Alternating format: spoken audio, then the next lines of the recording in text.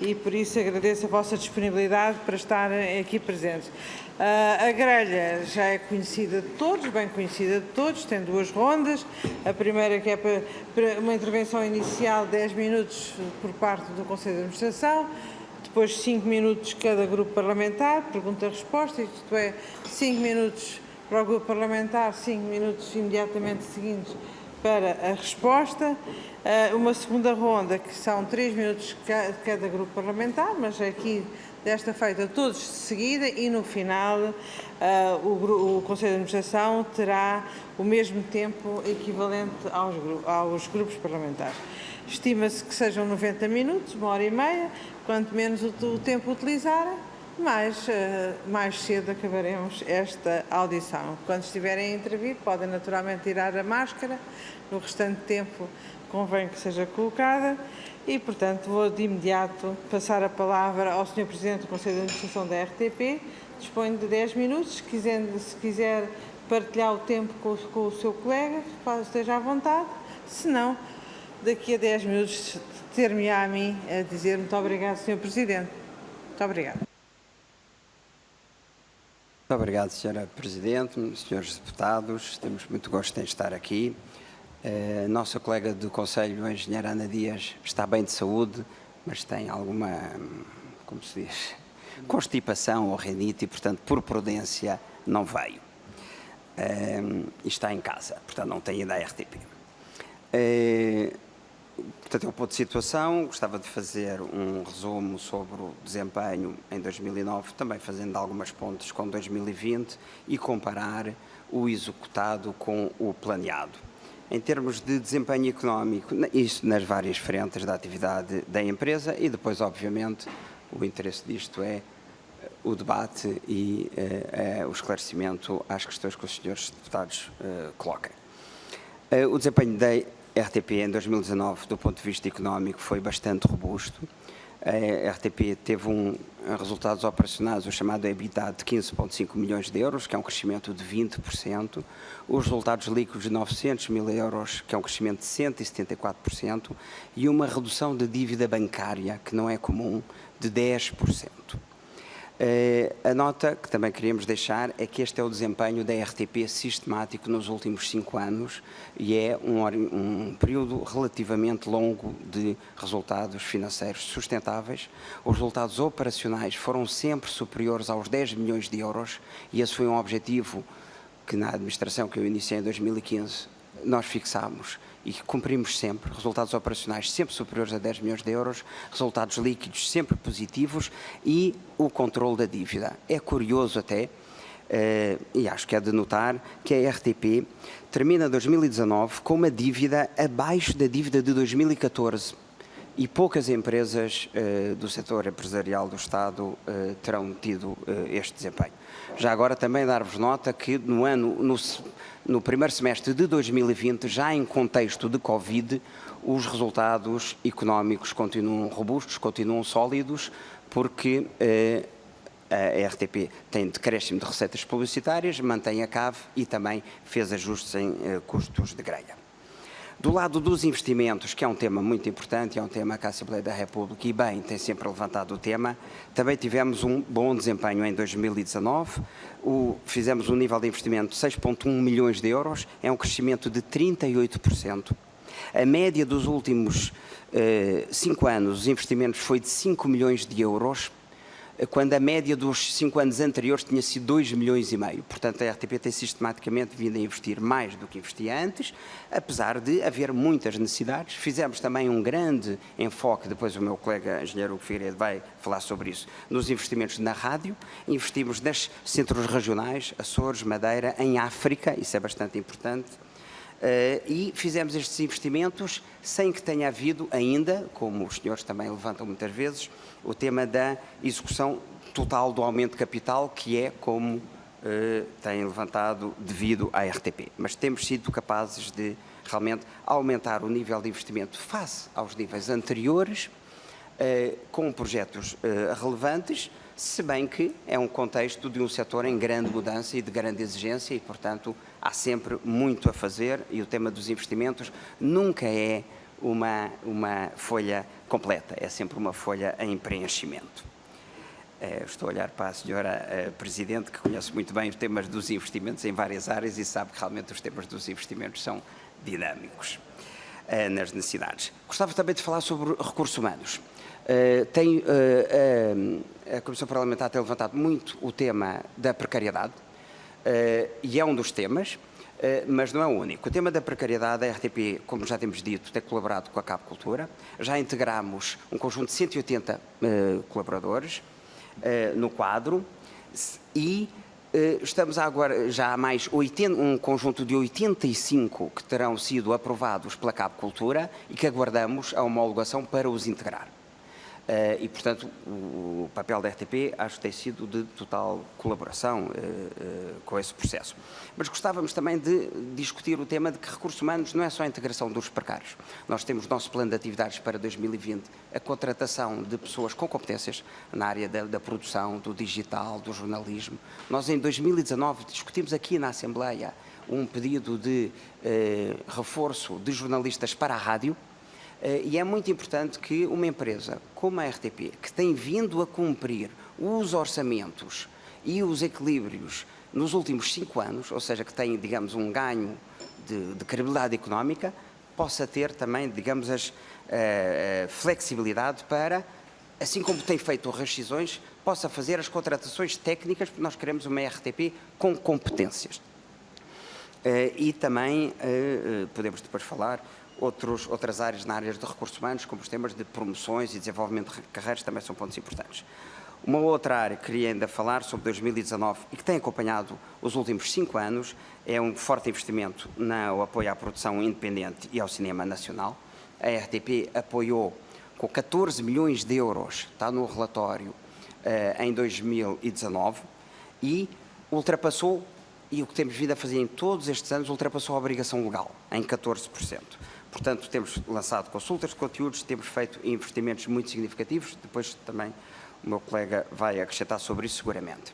Ainda em 2019, na área dos conteúdos, inovação, sublinharíamos a aposta nos documentários, muito significativa, e a RTP realmente tem aqui um papel bastante relevante, porque mais de 90% dos documentários feitos em Portugal são encomendados e emitidos pela RTP, portanto a RTP é responsável, digamos, por esta fileira. A RTP investiu em telefilmes, fazendo 13 telefilmes de autores portugueses, que é um género que estava arredado da televisão e, portanto, nós, no fundo, estamos a promover a diversidade e investimos também muito em música. Os prémios RTP Play, o Festival RTP em Andamento, o Elétrico, muita articulação entre a rádio e a televisão. Muitas apostas também em 2019 no digital, a reformulação da RTP Play, que é realmente uma plataforma que eu diria é do operador público, mas eu diria que é mesmo a melhor plataforma online do mercado. Tem hoje um conjunto alargado de conteúdos, temos mais de 150 mil conteúdos bem organizados, bem catalogados. Temos vindo a crescer os acessos. Continuamos a apostar muito no RTP Lab, que é ficção específica só para o online, nativa digital. E lançámos também uma iniciativa muito interessante em 2019, que é a RTP Desporto no online, em que fizemos mais de 450 emissões desportivas para além do futebol. Isto é muito importante, promover a diversidade das modalidades.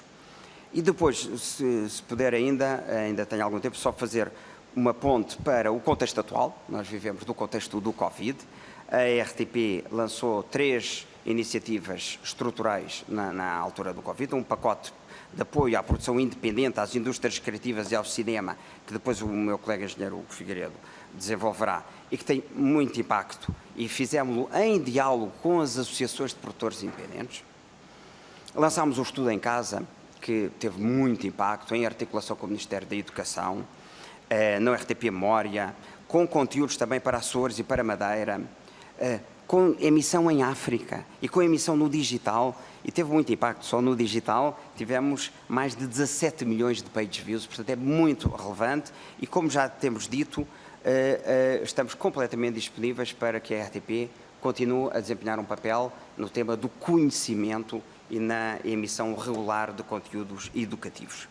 E lançámos ainda a RTP Palco, que é uma iniciativa também interessante, com muito impacto e que é, no fundo, apenas no digital, mas é um repositório de conteúdos de indústrias criativas, portanto estamos a falar de música, de teatro, de dança, de música de vários géneros, em articulação com grandes fundações, desde o CCB, a Gulbenkian e também várias outras a nível regional, e tem sido bastante interessante, no fundo, esta capacidade de amplificar a produção de conteúdos culturais no terreno do digital.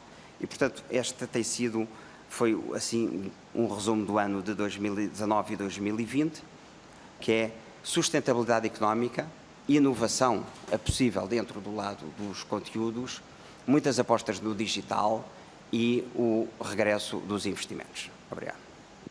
Obrigado, Sr. Presidente. Vamos agora iniciar então a ronda dos grupos parlamentares. Pelo grupo parlamentar do PS, temos a Sra. Deputada Sara Velez, por favor. Obrigada, Sra. Presidente.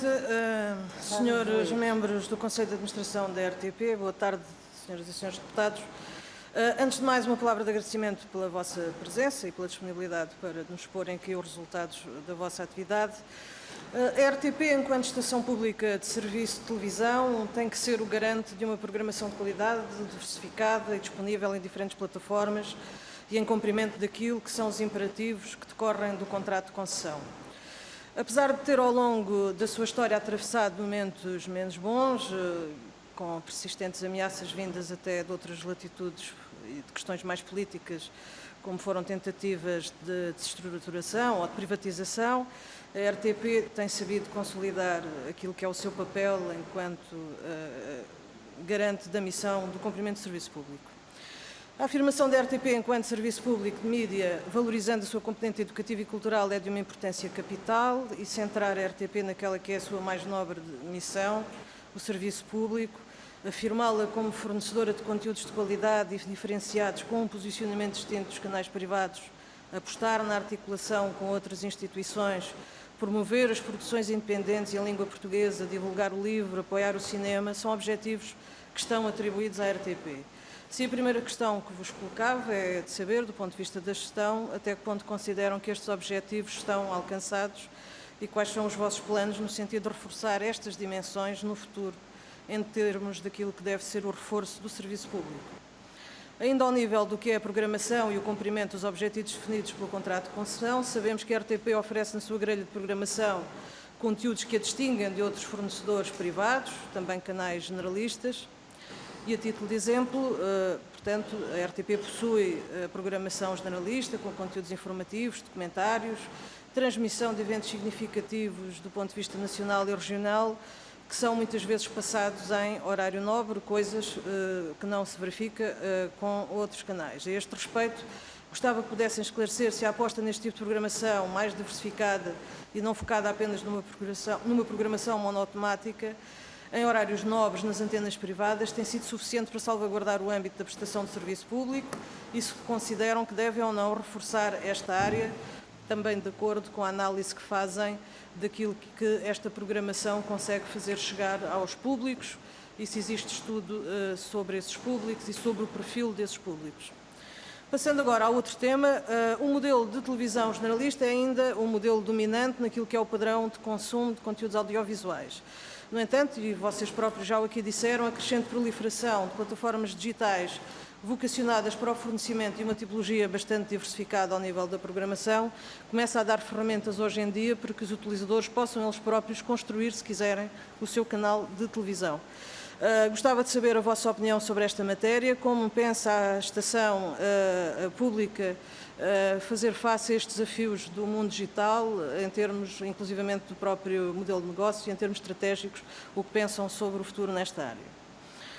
E para terminar esta primeira ronda, gostaria aqui de deixar ainda um outro tema que decorre de uma pergunta que o Grupo Parlamentar do PS já fez e já destinou do ponto de vista regimental e que tem que ver com a questão da RTP internacional.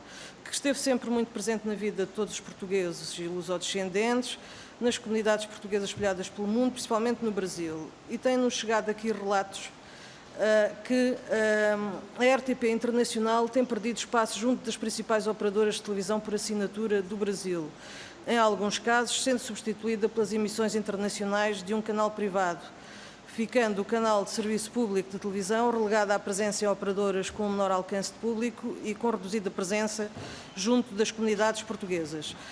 Posto isto, o que perguntamos é se é possível, se consideram que neste momento este serviço é prestado de forma satisfatória, o que não nos parece, e o que é que estão a pensar fazer para reforçar no Brasil e noutros pontos onde existem estas deficiências, o que estão a pensar fazer para reforçar esta questão. Muito obrigada. Muito obrigada, Sra. Deputada.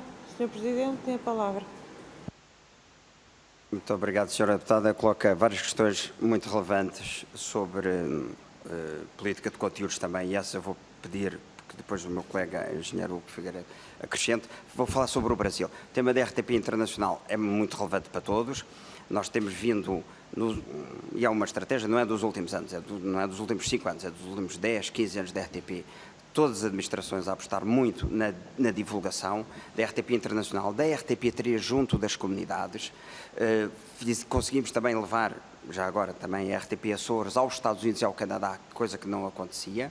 O Brasil é um mercado difícil por várias razões. Uma, nós queremos estar no Brasil e queremos divulgar ao máximo, mas é difícil porque tem uma indústria de conteúdos muito forte e os brasileiros têm alguma mais dificuldade em compreender a língua portuguesa do que nós, na prática, achamos e é o que vem nos estudos. Dito isso, a RTP é distribuída internacional no Brasil via satélite, e isso mantemos. Há realmente um tema histórico, que é um dos operadores privados portugueses, a SIC tinha um acordo com a Sky, que era a Rede Globo, e que, portanto, esse operador, que era um dos principais, beneficiado, normal, o operador privado com quem tem um entendimento mais vasto, e, portanto, nós, digamos, estamos na luta para distribuir junto desse operador ou junto de outros operadores que o consigam distribuir. Deixe-me só tentar acrescentar que o Brasil, para nós, estamos a atuar em várias outras frentes. Aliás, está no relatório de 2019, fechámos um acordo muito relevante com a TV Cultura e fechámos um acordo muito relevante com a Fundação Roberto Marinho, a Secretaria de Estado da Cultura do Brasil, que prevê e executa o intercâmbio de programas. Nós temos programas como, por exemplo, o programa da Paula Moura Pinheiro, que é emitida na TV Cultura semanalmente. Depois, deixa também dizer que nós estamos a trabalhar, foi uma pena, foi adiado agora por causa do Covid, com o Museu da Língua Portuguesa, o que ardeu e que iria reabrir em 24 de junho e vai ter conteúdos da RTP, dos arquivos da RTP.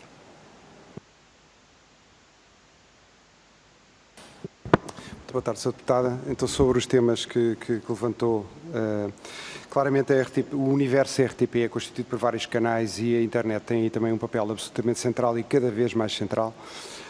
Do ponto de vista do posicionamento dos canais, nós, do ponto de vista estratégico, olhamos para esses canais como um buquê, como um portfólio e procuramos que esse portfólio garanta tudo aquilo que está incluído no contrato de concessão, nomeadamente quanto à diversidade dos conteúdos e à sua principal missão, que é entreter, ensinar e informar. Do ponto de vista da informação, apraz-me dizer que a RTP1 tem cerca de 34% da sua programação dedicada a notícias e programas de índole informativo, que é cerca de 7 a 9% acima daquilo que são as suas congêneres privadas. No caso da RTP2, o género infantil, por exemplo, representa 1/3 da programação do canal.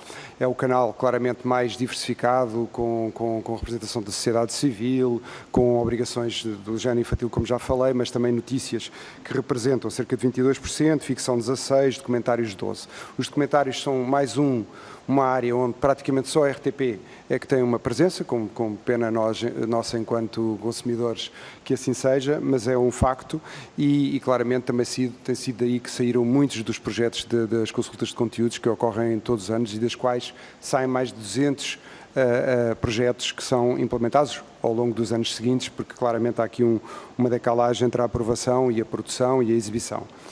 Do ponto de vista da cultura, que é sempre um tema bastante quente, chamemos assim, se a RTP cumpre ou não cumpre, eu apenas aqui cito o número, por comparação com a Europa, cerca de 5.500 horas de programas que podem ser considerados de índole cultural, contra uma média europeia de 4.800, já nos dá um bom panorama quanto à predominância dessa temática. Isso não é feito à custa de audiências, felizmente.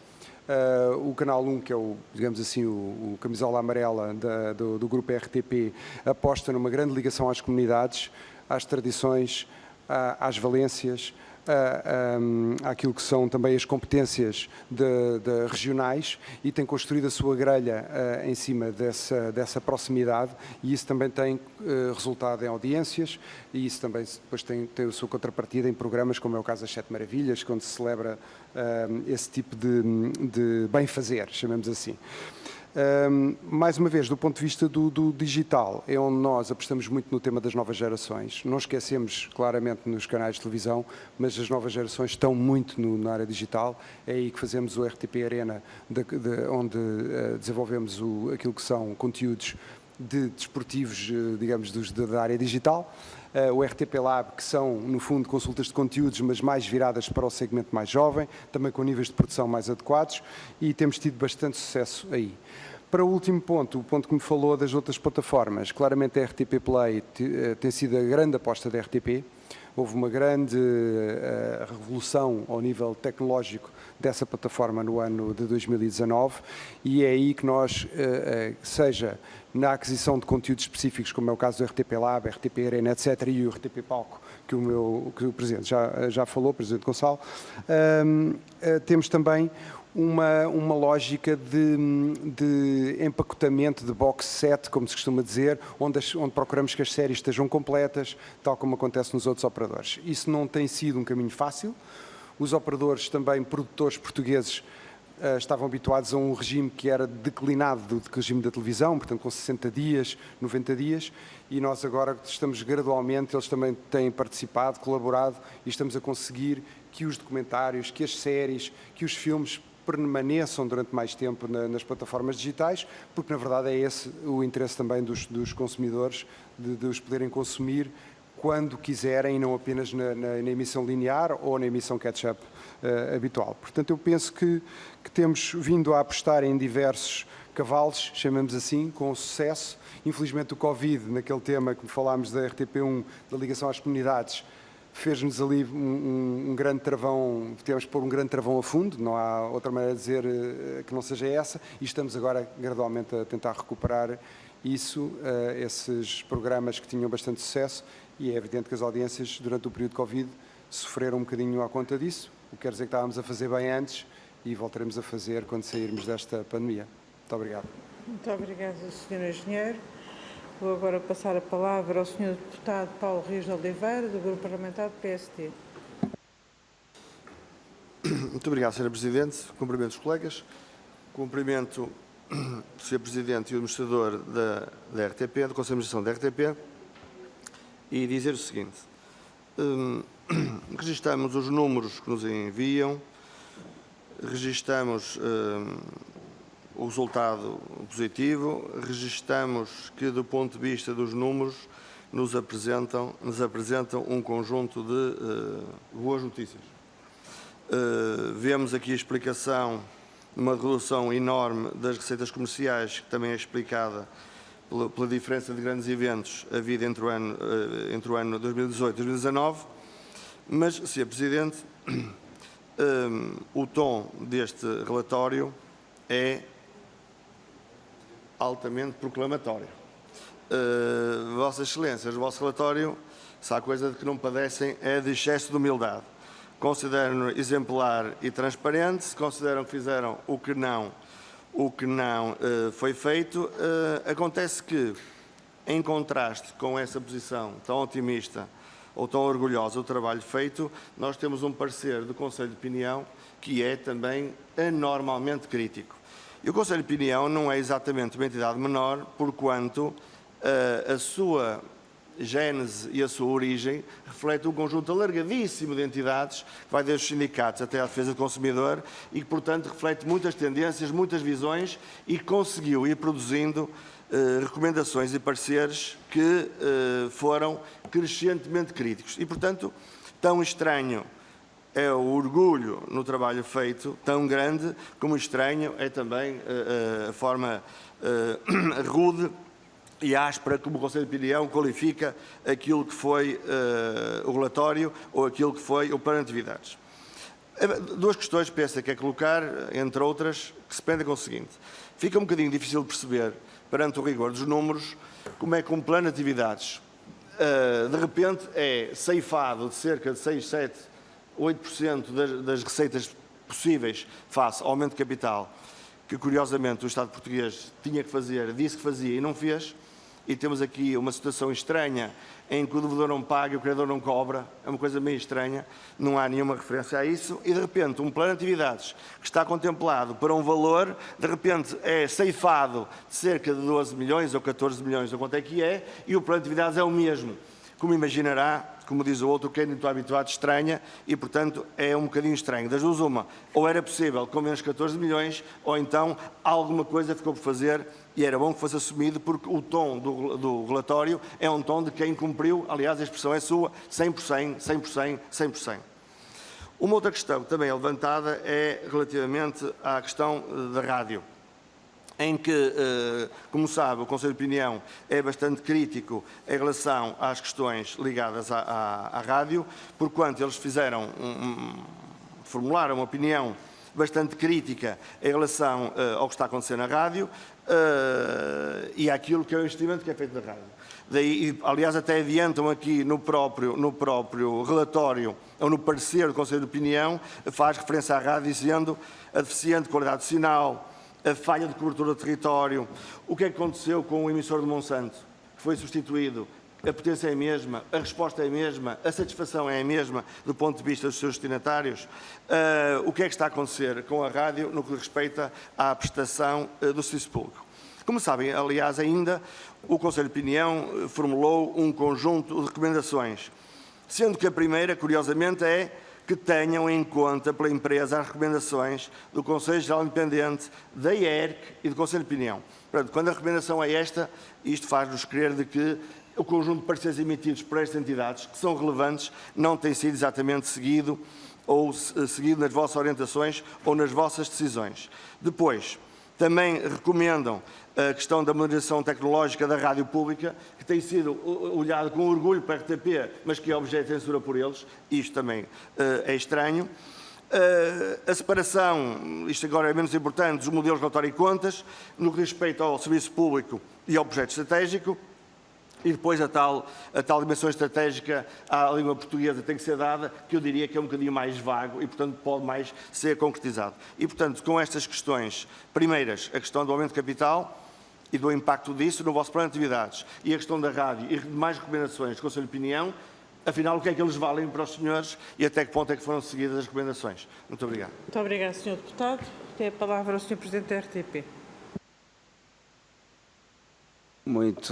Sra. Presidente, Sr. Deputado Paulo Rios, eu irei responder às primeiras questões que têm a ver com plano de atividades, temas dos investimentos, e depois peço ao meu colega engenheiro Hugo Figueiredo que acrescente e que detalhe os investimentos e a atenção que realmente estamos a dar à rádio.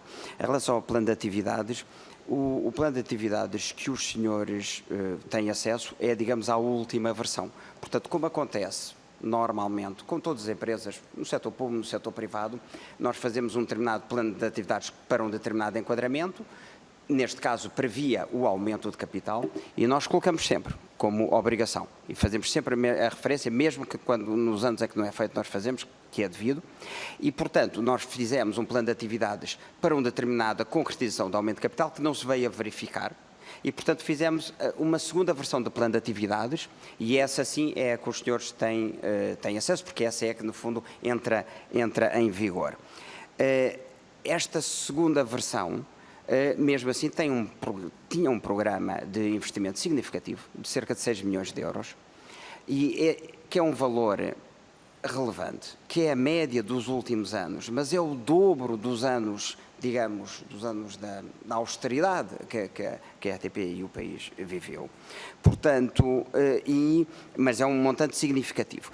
E quando nós dizemos que temos 100% de execução, é que temos mesmo 100% de execução desse plano aprovado, ok? Portanto, se o Sr. Deputado comparar com o plano inicial, é evidente que nós não tivemos, mas o plano inicial não foi aprovado. Do plano que foi aprovado, dos 6 milhões de euros, nós fizemos toda a execução. E realmente na RTP temos tido essa capacidade, não tem havido cativações nenhumas de investimento e mais, e depois acho que é importante o Sr. Engenheiro Hugo Figueiredo detalhar o tema da rádio. E há muitos investimentos que são programas plurianuais, portanto há muitos investimentos que nós fazemos num ano que têm impacto no ano seguinte.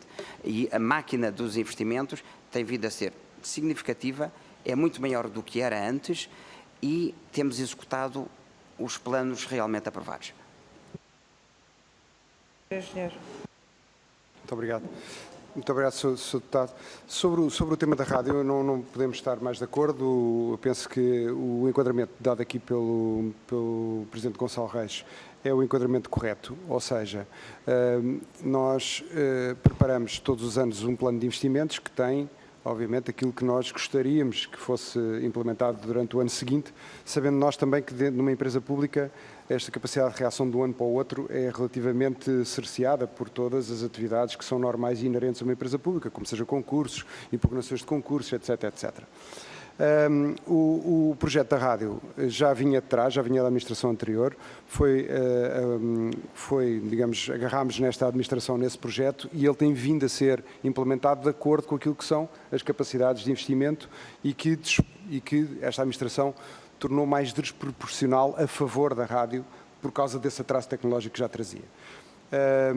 Felizmente, foi possível fazer esse desenvolvimento. É um desenvolvimento que é em muitas frentes. Estamos a falar de desenvolvimento de estúdios novos, construção de estúdios novos, de construção no fundo, não, já lá estão, mas no fundo reformulação dos estúdios, de cima a baixo, estamos a falar de todas as paredes, do chão, dos microfones, dos computadores, dos softwares, etc, etc. É preciso depois, obviamente, fazer primeiro um primeiro estúdio, perceber se toda a gente está satisfeita com aquele, fazer a declinação para os seguintes, é nessa fase que estamos. Já temos um estúdio que toda a gente está satisfeita, estamos agora a fazer o plano de declinação, que será mais lento ou mais rápido também consoante a capacidade de investimento que nós conseguimos gerar e aprovar junto do acionista, mas que está previsto que decorra durante o ano de 2020 e 2021.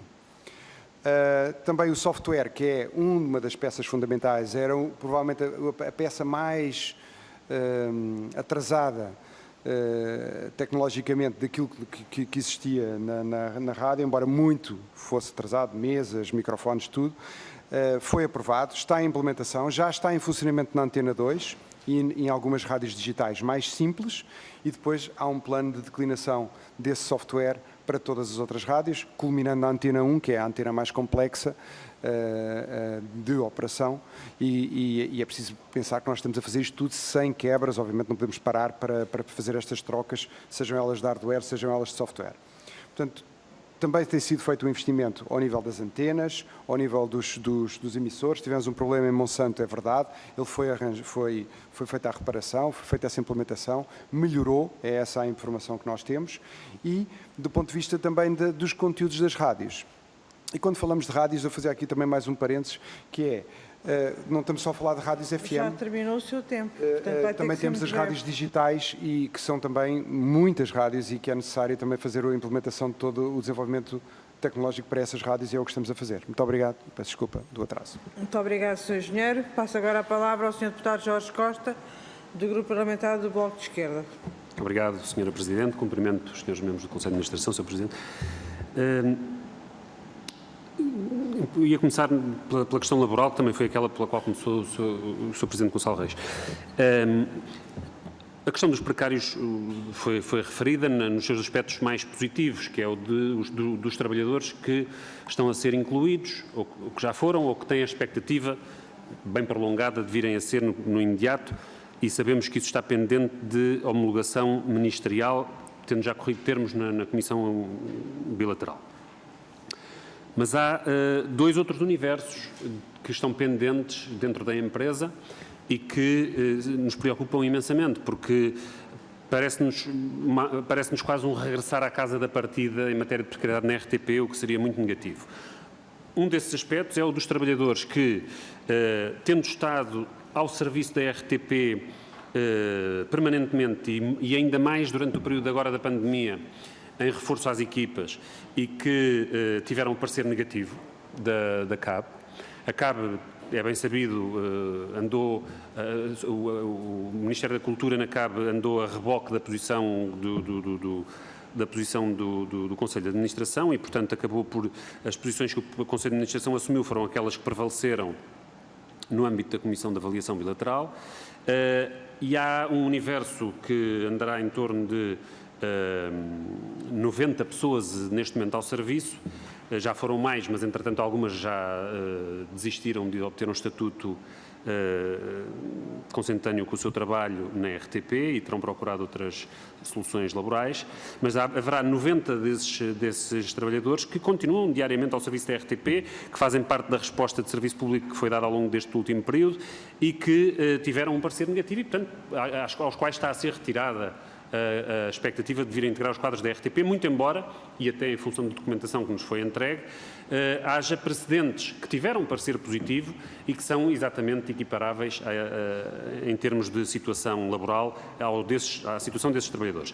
E depois há ainda um outro universo, um segundo universo de trabalhadores, que são os novos precários que já chegaram depois de todo este processo do PREV-PAP e que vieram a engrossar, digamos assim, a componente de trabalho com direitos reduzidos, e as cópias de contratos que nos têm chegado de alguns desses prestadores de serviços são reveladoras de situações laborais absolutamente atribiliárias que nós não deveríamos aceitar numa empresa pública. E, portanto, esse seria um primeiro ponto. Até que ponto é que a RTP revisitará a situação dos trabalhadores que tiveram parecer negativo e que ao longo deste percurso, desde o momento em que esse parecer foi dado, continuaram ao serviço da empresa e, portanto, revelaram à enésima potência o seu estatuto de trabalhadores e necessidades permanentes da empresa, e como é que operará no que respeita aos trabalhadores que estão a somar-se ao contingente precário depois do processo de regularização. Em segundo lugar, eu peço desculpa se eventualmente esta pergunta já tivesse sido respondida, mas eu tive aqui numa troca de impressões com a deputada Diana e posso ter perdido a resposta, que é se foram aqueles seis jornalistas de reforço à RDP que foram pedidos em abril de 2019 ao Governo, se foi dada ou não a autorização para essas contratações. E que outros pedidos de contratação no âmbito, seja da RTP, seja da rádio, seja do digital, qual é a pendência de pedidos de contratação neste momento do Conselho de Administração junto do Governo. Portanto, sabemos destes 6, queremos saber se há outros, quantos são e em que setores. A questão do canal, tivemos aqui agora mesmo, terão acompanhado eventualmente a audição do Conselho de Opinião, foi referido pelo Conselho de Opinião a defesa que tem feito da criação de um canal do conhecimento e com a experiência que foi agora adquirida ou readquirida pela RTP na produção de um conteúdo de tipo telescola, até que ponto é que isso poderia ser, digamos, uma rampa de lançamento para um projeto desse tipo. Também está em discussão aqui no Parlamento, como saberão, o alargamento da oferta de TDT e, até por proposta do Bloco de Esquerda, que esse alargamento possa ser feito de imediato a partir da produção que a RTP já tem e que pode ser disponibilizada imediatamente em TDT. Até que ponto é que isto poderia, até que ponto é que o Conselho de Administração inclui nas suas reflexões e no seu plano de atividades digamos, a lição desta experiência da telescola no período da pandemia para a eventual consolidação de um projeto mais consistente e mais permanente de um canal de conhecimento em linha com o que o Conselho de Opinião tem veiculado e que possa vir a reforçar não só a oferta da RTP em geral, mas a própria oferta em TDT. Até porque quando vemos o acolhimento que teve, muito para além dos estudantes, muito para além dos alunos que tiveram necessidade da telescola, mas para uma faixa de população que foi demonstrando interesse, veja-se as audiências que teve o canal da RTP Memória durante essas emissões, que vão muito para além do universo específico dos alunos que teriam interesse direto no acompanhamento dessas emissões, até que ponto é que é refletido pelo Conselho de Administração essa possibilidade para o futuro. Finalmente, dentro da questão do outsourcing, ainda a questão da telescola, nós gostávamos de perceber por que motivo foi a produção da telescola contratada em outsourcing, uma vez que a RTP e os serviços internos da RTP são mesmo os únicos que no país têm a experiência anterior da produção de uma oferta de telescola e, portanto, teriam desse ponto de vista uma vantagem na oferta. E nós gostávamos de saber qual foi o motivo dessa procura de um fornecedor externo, até porque não estamos a falar propriamente do... Tem mesmo que acabar. Peço desculpa, vou mesmo terminar. Sobre a questão do programa de apoio às indústrias criativas, gostávamos de saber quanto é que daquilo que tem vindo a ser adquirido é a produção em stock nas produtoras, quanto é que é a nova produção que está a ser contratada neste momento e quanto é que será o acréscimo do investimento em conteúdos contratados ao abrigo deste programa durante o ano 2020.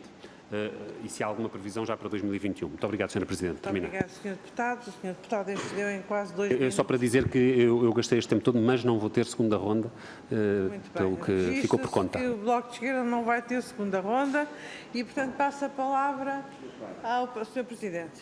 Por favor. Muito bem, são questões bastante relevantes, vamos tentar responder e talvez ocupar aqui um bocadinho da segunda ronda do Bloco de Esquerda. Vamos ver. O tema da precariedade. Sr. Deputado, deixe-me só... Há aqui um tema que nós não...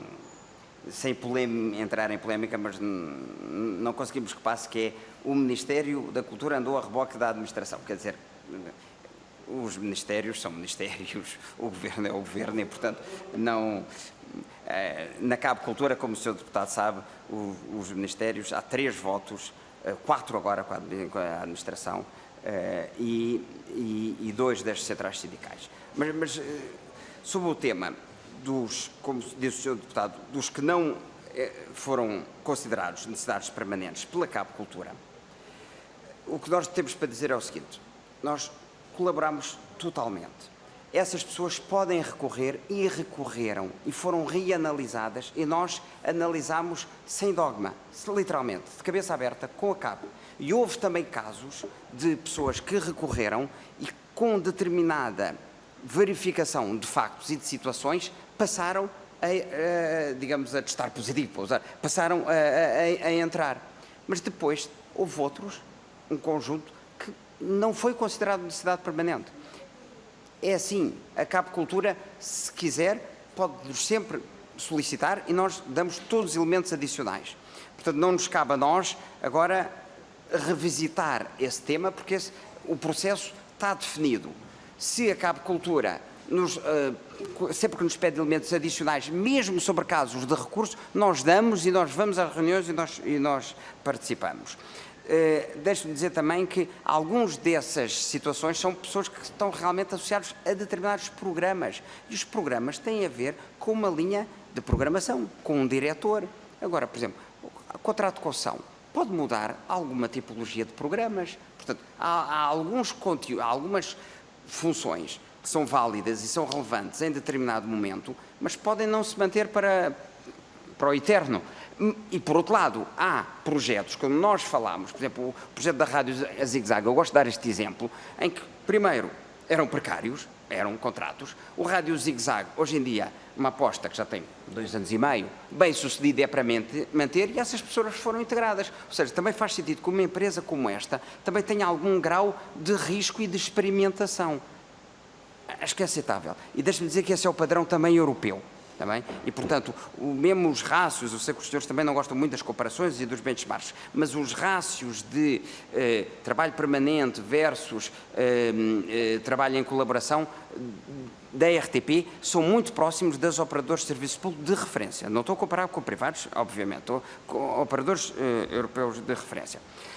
Sobre outros temas que é, por exemplo, os jornalistas, 6 jornalistas da rádio e outras situações. Nós, agora, o que optámos por fazer, e acho que é o procedimento correto, é essas solicitações, esses objetivos da RTP estão no plano de atividades e estão lá discriminados até um plano plurianual. E nós temos nos próximos 3 anos a contratação de cerca de 70 pessoas, ok?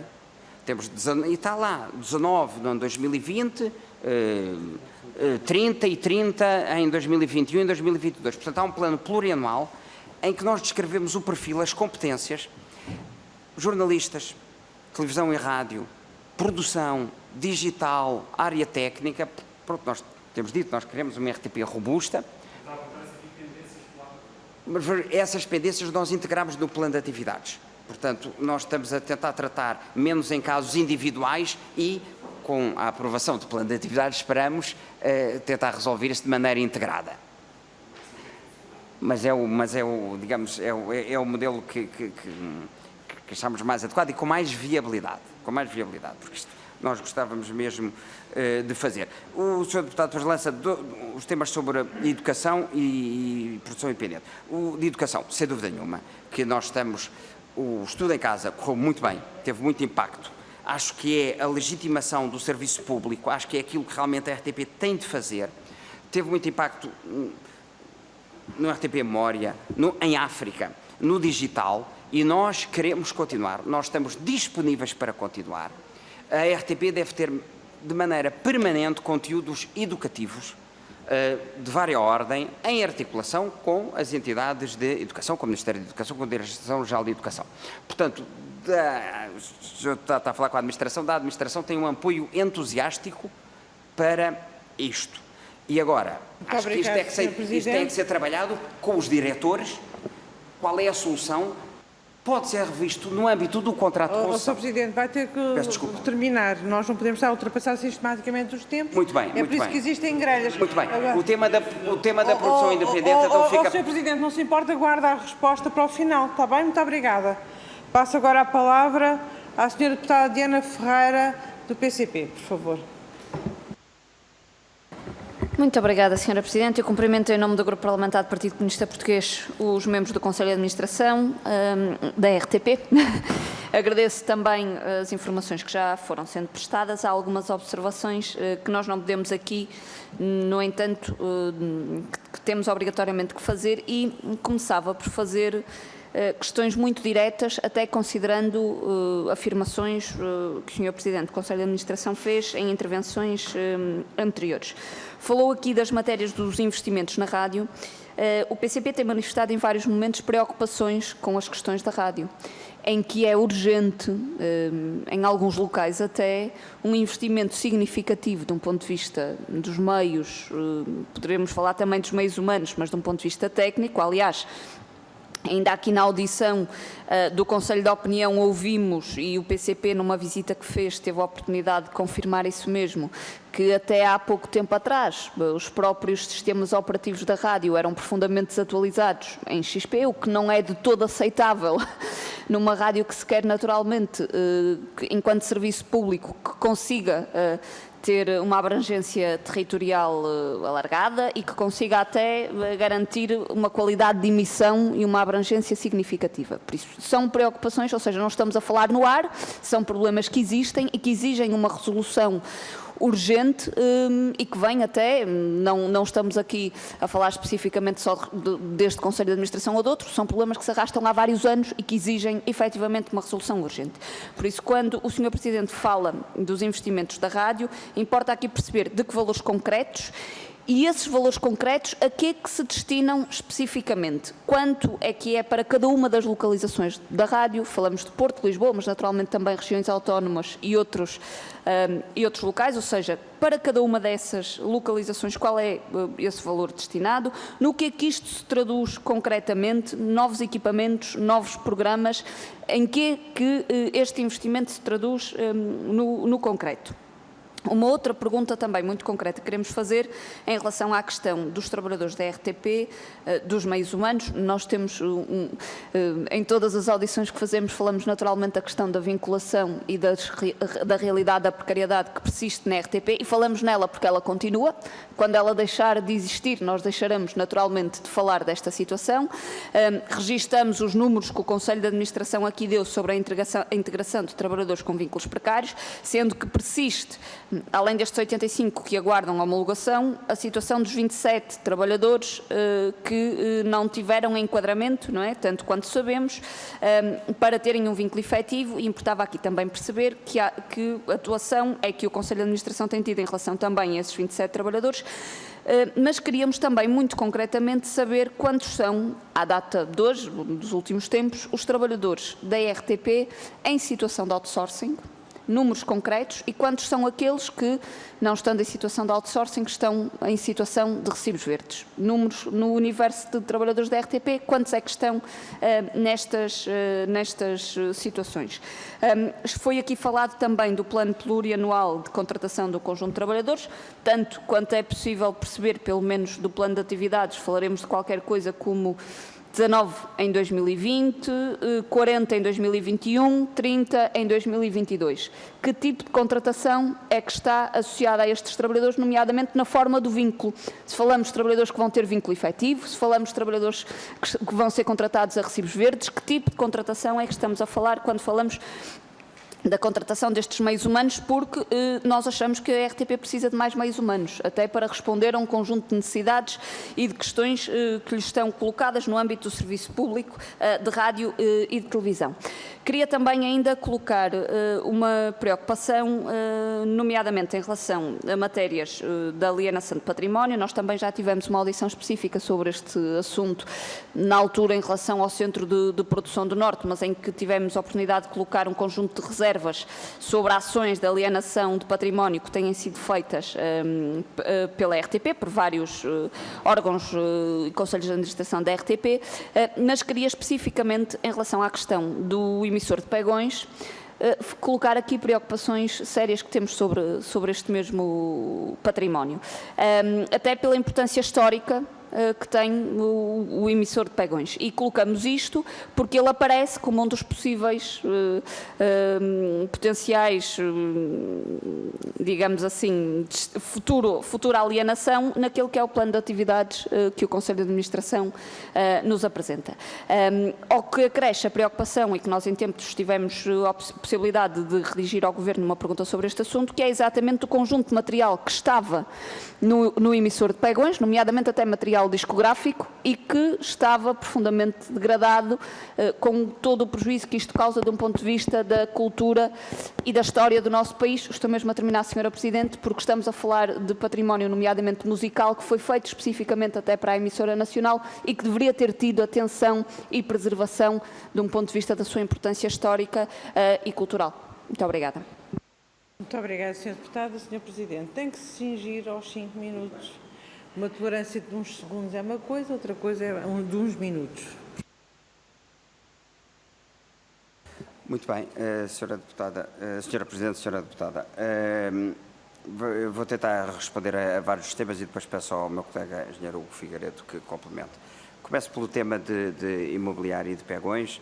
A Sra. Deputada pode ficar tranquila que nós temos uma política, que é a política da RTP dos últimos 20 anos, que é tratar bem das instalações que são necessárias e racionalizar aquelas que comprovadamente não têm atividade produtiva. No modelo atual nós até colocamos tudo ao acionista, portanto a legislação assim o coloca, e muito bem, e portanto a administração da RTP hoje não toma nenhuma decisão dessas sozinha, sem ter a aprovação do acionista, e nem iniciamos nenhum desses processos. Mas também lhe deixo dizer, Sra. Deputada, e deixo isto para reflexão, a RTP gasta anualmente 200 mil euros em manutenção de terrenos não utilizados. Estou a falar de terrenos agrícolas, como era a estação de Miramar, como é Pegões, 200 mil euros, ok? Em manutenção, em segurança, em desmatagem, e isso é um montante muito significativo. Nos últimos 5 anos gastámos 1 milhão de euros numa atividade que não é atividade produtiva. Ora, quem paga a CAV chama-se Contribuição do Audiovisual. A CAV é para a empresa produzir conteúdos audiovisuais.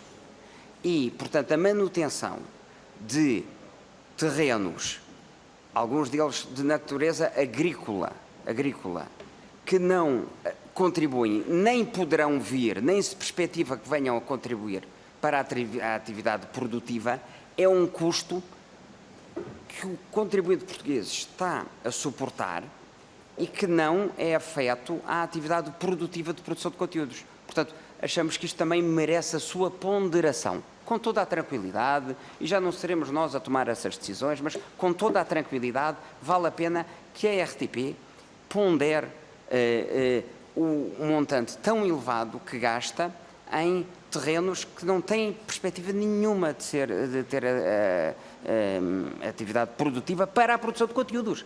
Para terrenos agrícolas, para eucaliptal, com certeza. Mas a atividade da RTP é produzir conteúdos. Em relação aos temas, Sr. Deputada, eu só peço alguma... A RTP tem feito, nos últimos 5 anos, 10 anos, um esforço enorme de tratamento dos seus arquivos. Enorme. Digitalizando arquivos, disponibilizando um projeto inovador a nível europeu, os seus arquivos, para toda a gente através de arquivos online históricos.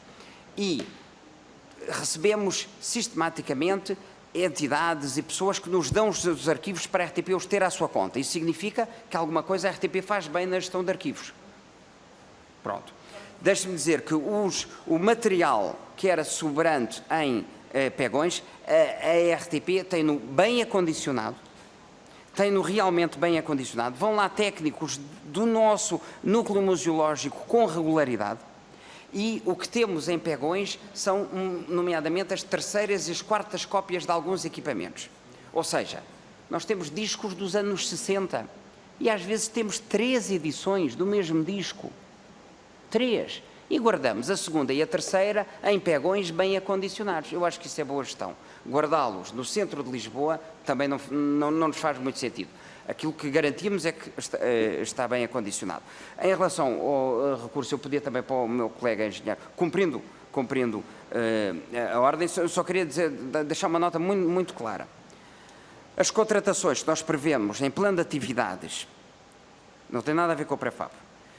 Competências, que é produção digital, jornalismo, é para integrar no quadro, que fique muito claro, está bem? As contratações, aquilo que propomos em 2020, 2021 e 2022 é um quadro robusto. As pessoas entram na RTP, fazem carreira na RTP com estabilidade e com bons processos e mais. E achamos que ao contratar para o quadro, talvez vamos acabar por deixar para os momentos finais, mas também coloco muito esta reflexão.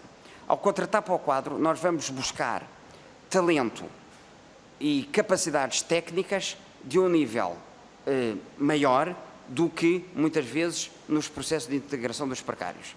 Isto tem que ser dito. Nós, quando fazemos processos de integração para o quadro estruturados e planeados, temos mais capacidade de atração de quadros com qualidade. E é isso que nós queremos também fazer. Muito obrigada, Sr. Presidente.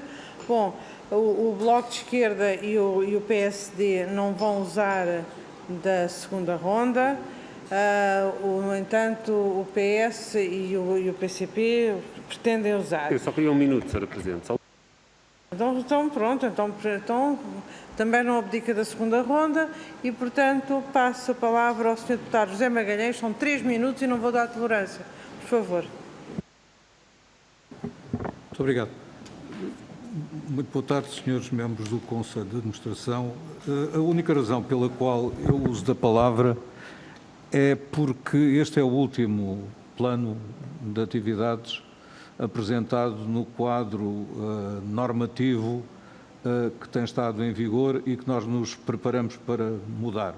Serão ouvidos sobre ele, mas a transposição da Diretiva 1808 de 2018 sobre o setor de comunicação social audiovisual vai mudar o ambiente normativo, mas, entretanto, já mudou o ambiente prático e, graças à liberdade de estabelecimento de serviços OTT,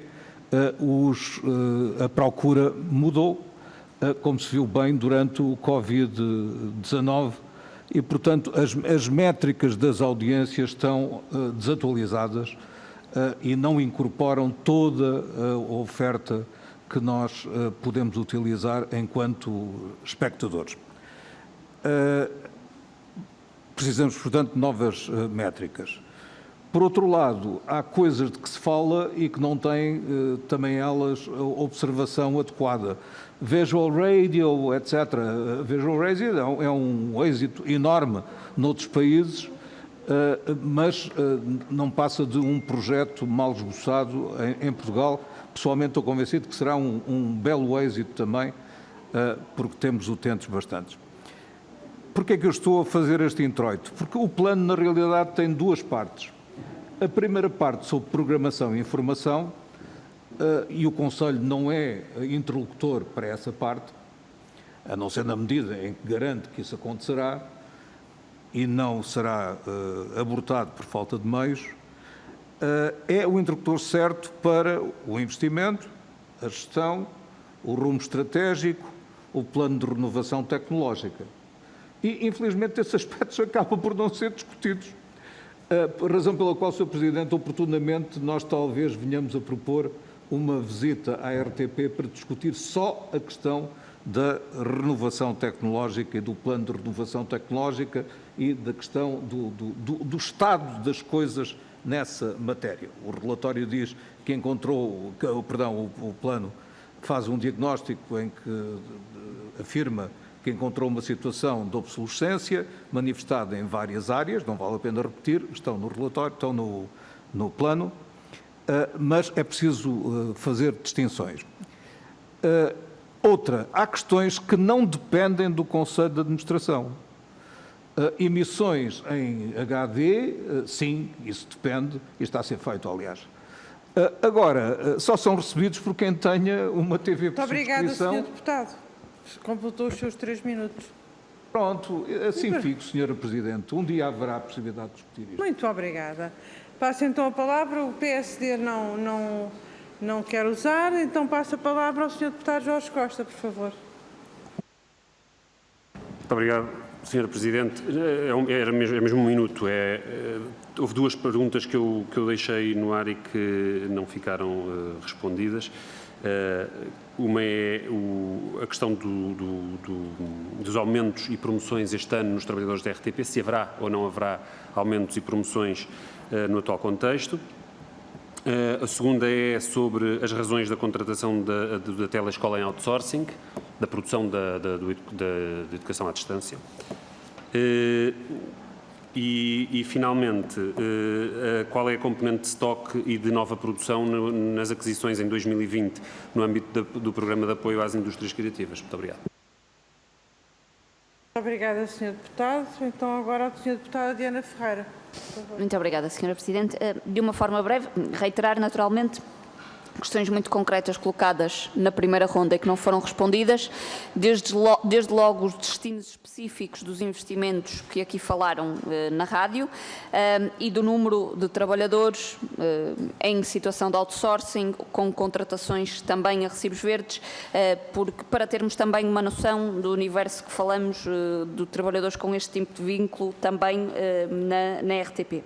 Queria juntar aqui duas outras preocupações, uma delas ainda em matérias laborais, no que se refere naturalmente à valorização dos trabalhadores da RTP, àqueles que já têm vínculo à RTP e que têm que ter uma progressão na carreira e naturalmente uma valorização salarial, em que há no plano de atividades referências a negociações com as organizações sindicais dos trabalhadores, que também importava aqui conhecer de alguma forma um ponto de situação, mas também situações, por exemplo, e que foram até de alguma forma tornadas públicas pela própria Comissão de Trabalhadores da RTP, nomeadamente em comunicados, com situações de não pagamento de horas extraordinárias e de outros suplementos nos meses de março e abril a muitos trabalhadores da RTP. Era importante perceber, primeiro, porque é que isso aconteceu e, segundo, se a situação já está regularizada, se não está, quando é que a mesma vai ser regularizada. Aliás, a realidade de várias horas extraordinárias, e não falamos só desta situação, deste contexto e do surto, falamos de vários momentos anteriores. a existência de várias horas extraordinárias para muitos trabalhadores é também ela sinal de que é preciso mais trabalhadores para a RTP para responder aqui a um conjunto de necessidades. Mesmo para terminar, queria colocar uma questão muito concreta em relação à questão das delegações da RTP. É também uma preocupação que veio manifestada no parecer do Conselho de Opinião e nós colocamos aqui também esta questão, ou seja, a questão da informação de proximidade, que é absolutamente fundamental no serviço público de rádio e de televisão. E, no fundo, como diz o Conselho de Opinião, a questão de diversas delegações, embora anunciadas, não terem efetivamente sido abertas, nem terem sido também implementados protocolos com várias entidades, mas a questão de não serem abertas delegações que tenham sido anunciadas é para nós também uma matéria que nós aqui colocamos, para que o Conselho de Administração também possa esclarecer e anunciar ou dizer se pretende também contribuir para resolver esta mesma situação. Muito obrigada. Muito obrigada, Sra. Deputada.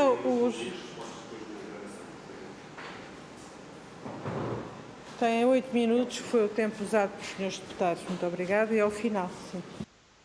Muito bem, Sra. Presidente, senhores deputados, nós vamos cumprir rigorosamente. A maioria dos temas eu vou pedir ao engenheiro Figueiredo que acrescente.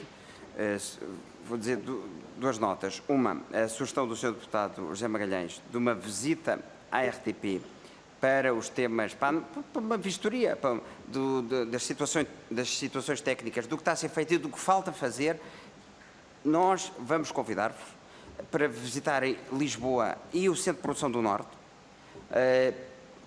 Acho que vale mesmo a pena e vão ver, as coisas não estão perfeitas, acho que estão melhores do que estavam há uns anos, temos caminho para fazer e os senhores estão sempre a insistir, e bem, na necessidade da RTP investir, de se atualizar tecnologicamente e, portanto, acho ótima sugestão e vamos mesmo concretizar. Em relação à questão que o Sr. Deputado Jorge Costa coloca, que é da valorização salarial, os aumentos salariais, o que é que está previsto para este ano? O que está previsto para este ano é o aumento pela antiguidade, que aliás está inscrito em acordo de empresa e que é um aumento de, um acrescento, sim, de 0,5% a todos os trabalhadores ou de 0,75% conforme a antiguidade que as pessoas têm na empresa. É o que temos em orçamento, é um valor razoável, é um valor, acho, muito melhor do que, infelizmente, do que está a ser a prática do setor todo, e temos que ter presente isso, e é um valor sustentável para a empresa. E passo ao meu colega engenheiro Hugo Figueiredo. Muito obrigado. Vou tentar responder rapidamente às questões mais numéricas. Sobre o programa de indústrias criativas, ele tem duas vertentes. Uma primeira vertente que foi muito conversada com os atores, neste sentido as associações, particularmente a parte de ficção, que tinha a ver com os adiantamentos e a capacidade da RTP poder fazer adiantamentos às produções. Neste momento estão cerca de 2 milhões de euros de adiantamentos que foram feitos a diversas produções que estavam aprovadas e muitas delas já retomaram a sua produção. Quanto à aquisição de novos programas, neste momento, também acumulado desde o início do Covid, desde meados de março, estarão cerca de 2 milhões de euros também investidos em programas de apoio às indústrias criativas, de áreas de música, teatro, cinema, etc., que foram exibidos nos diversos canais e também no online. E desses, é difícil aqui calcular o que é que se... Eu não tenho aqui esse detalhe, mas pelas notas que consegui aqui ver durante a audição, entre 1 milhão e 1 milhão e 300 será de programas novos, que foram feitos de raiz e que foram produzidos e exibidos durante este período, e cerca de 700 mil a 1 milhão será de estoque de programas que já existiam e que eventualmente poderiam não ter sido comprados caso não estivéssemos naquela fase. Quanto aos temas dos investimentos da rádio, no total dos investimentos da rádio, também números muito redondos, cerca de 3 milhões de euros, estamos mais ou menos a meio. Isso implica alteração absolutamente radical. Estamos a falar dos estúdios, do software, do hardware, das centrais técnicas de Lisboa, do Porto, dos Açores, da Madeira. Será um período alargado, já se iniciou em 2018, teve uma primeira fase em 2019, em 2020 isto sofreu um ligeiro atraso por causa, obviamente, dos temas conhecidos. mas já temos a boa notícia quando começa a ser implementado. Portanto, o DALET, o famoso DALET, que é o sistema de operação, está em funcionamento na Antena 2 e já em algumas rádios do web, e será gradualmente ao longo deste ano sendo feita a formação das pessoas, formação essa que também está mais atrasada, porque estão menos formandos, menos formadores, porque há uns que são de grupo de risco, menos pessoas em sala, portanto tudo isto é um pouco mais lento, mas contamos ter o DALET já todo implementado até ao final do ano e depois faremos também as implementações de centrais técnicas do DALET dos Açores, Estúdios dos Açores, Central Técnica de Lisboa, de Faro e Coimbra, o DALET na Madeira, etc. Portanto, tudo isso será feito ao longo deste ano e do próximo, e esperemos que termine no próximo, embora a gente saibamos que de vez em quando isto atrasa um pouco. Quanto ao tema também dos CPS e outsourcing, ele é um tema muito variável. É muito importante este tema quando se pergunta se as pessoas que estão lado a lado têm as mesmas valências. Elas têm as mesmas valências, mas estão em cima de programas que estão a acontecer naquele momento. Portanto, se eu estiver a fazer programas diários, como estou a fazer agora, eu estou aqui em nome da RTP, como é evidente, como a RTP está a fazer agora, durante o período de verão, que todos os dias faz programas em exteriores, junta das comunidades locais, com os temas das valências, 7 maravilhas, etc., isso não tem absolutamente, rigorosamente nada a ver com fazer o programa da Tânia Ribas de Oliveira, que era feito em estúdio, sempre com a mesma equipa fixa. E nós, quando saltamos e um dia estamos em Coimbra e no dia a seguir estamos em Lagos, é evidente que não pode ser a mesma equipa que se vai deslocar, porque temos deslocações, etc. Temos que complementar com pessoas em outsourcing. É inevitável, é o que é normal. A situação oposta seria as pessoas estarem ociosas quando nós estivéssemos a fazer esse tipo de programas, o que também não seria, penso eu, uma boa política de gestão. Oscilam entre 200 a 300 pessoas, mais ou menos, em permanência em outsourcing, para os diversos canais, para os diversos programas. Com efeito de sazonalidade, como é óbvio. Portanto, esses são os temas que tinham levantado. Sobre o telescola em outsourcing, eu tenho muita tranquilidade a fazer, participei nessa decisão. Nós estávamos em pleno estado de emergência. A principal missão da RTP era a garantir a continuidade das operações. A garantia da continuidade das operações só foi possível garantindo que existiam equipas em espelho, equipas estanques, equipas que estavam 14 dias em casa, outras equipas que estavam 14 dias a trabalhar. Isso era absolutamente incompatível com a elaboração de um programa que na realidade é um programa de 9 horas diárias, que representam cerca de 12 horas de produção durante o dia, e pôr isso em cima das pessoas da RTP. Numa situação normal talvez fosse possível, em termos de pandemia não era possível, e como essas pessoas já estavam, portanto, todo o sistema foi montado basicamente em muito poucos dias, era quase uma loucura estar a tentar incorporar isso, a realização de 12 horas de gravações diárias com as equipas da RTP. Daí termos utilizado as equipas que já estão habituadas a trabalhar com a RTP, neste caso a Fremantle, e que faziam o preço certo, que também tinham conhecem os estúdios, conhecem as câmaras, ou seja, toda a coordenação do programa Estudo em Casa foi feita por profissionais da RTP, foi coordenada com as equipas do Ministério da Educação e da Direção-Geral de Educação, e depois a produção propriamente dita, a realização, etc., os aspectos técnicos foram feitos por uma equipa externa, mas que está muito rodada e que está habituada a estar dentro das instalações da RTP, e recordo que todo o programa foi feito dentro das instalações da RTP. Foi essa a razão, foi aliás explicada à Comissão de Trabalhadores, que julgo que aceitou essa nossa justificação como boa e como estando a favor da segurança dos trabalhadores e da continuidade das operações, que é absolutamente essencial no serviço público. E, com isto, não tenho mais nada a acrescentar. Obrigado. E cumpriram, muito obrigada, cumpriram rigorosamente o tempo. Sim, mas é verdade. O mérito está em dizer muito em pouco tempo e não em dizer muito pouco em muito tempo.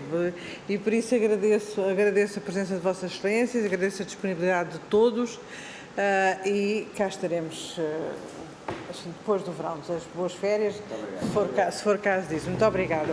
Nós vamos continuar com a terceira parte da nossa reunião.